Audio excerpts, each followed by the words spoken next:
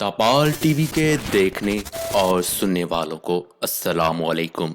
दोस्तों, एक बार फिर हवा की बेटी को निशाना बनाया गया। एक बार फिर किसी मासूम की इज्जत को पामाल किया गया, उसकी इज्जत पे हाथ डाला गया। ये वाकया रात के 12 बजे गुजरपुरा लाहौर की मोटरवे पर रोनुमा हुआ। कहने को तो मोटरवे का शमार दुनिया की महफूज तरीन सड़कों पर होता है, लेकिन हवा की बेटी को ये महफूज तरीन सड़क भी हवस के पुजारियों से महफूज न रख सकी। खातून अपने 2 बच्चों के हमरा मोटरवे पर सफर कर रही थी कि उसकी गाड़ी में पेट्रोल खत्म हो गया। एन उसी वक्त 2 नामालूम अफराद उसके पास आए। मैं उन लोगों के लिए इंसान का लफ्ज इस्तेमाल करना मुनासिब नहीं समझता, हाँ, मगर वो इंसान के रूप में दरिंदे जरूर थे। उन 2 नामालूम अफराद को देखकर उस औरत की सांस में सांस तो आई होगी कि चलो कोई तो उसकी मदद को आया, लेकिन वो 2 नामालूम अफराद उस औरत को 2 बच्चों समेत करीब के खेतों में ले गए। वहां ले जा करके उस औरत को जिनसी ज्यादती का निशाना बनाया और जाते हुए उस औरत से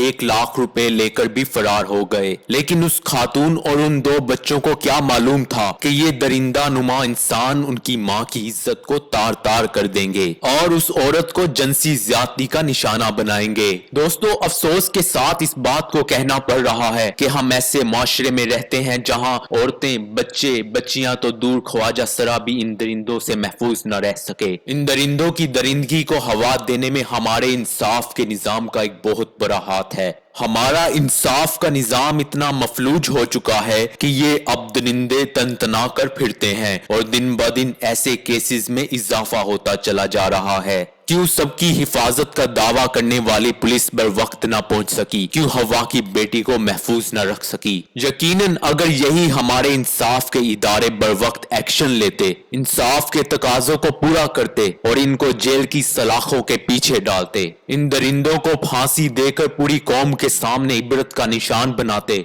तो आज ये दिन भी ना देखना पड़ता। यहाँ इस वाक़ये पर मैं ये जुमला जरूर कहूंगा कि ये बस्ती है दरिंदा परस्तों की बस्ती, यहाँ तो जीवन से है मौत सस्ती। और जल्दी पर तेल का काम मोटरवे के सीपीओ साहब ने किया। एक सवाल के जवाब में उन्होंने इस हादसे का जिम्मेदार उस औरत को ही ठहराया जो कि खुद इस हादसे का निशाना बनी। उनका कहना था कि आखिर उस औरत को क्या जरूरत पड़ी थी कि रात के 12 बजे 2 बच्चों के हमरा घर से अकेली निकल पड़ी। दोस्तों, यहाँ सवाल ये नहीं कि ये वाकया दिन को पेश आया या रात में, सवाल तो ये बनता है कि आखिर कब तक औरत को पाबंदियों की जंजीर में जकड़ कर रखा जाएगा? क्यों नहीं उसको आजादी के साथ अपनी रोजमर्रा जिंदगी के काम सर अंजाम देने की इजाजत नहीं दी जाती? जब हम इक्वल राइट्स की बात करते हैं तो वो यही राइट्स हैं कि कम से कम एक औरत अपनी जरूरतें जिंदगी के काम बगैर किसी खौफ और डर और आजादी के साथ सर अंजाम दे सके।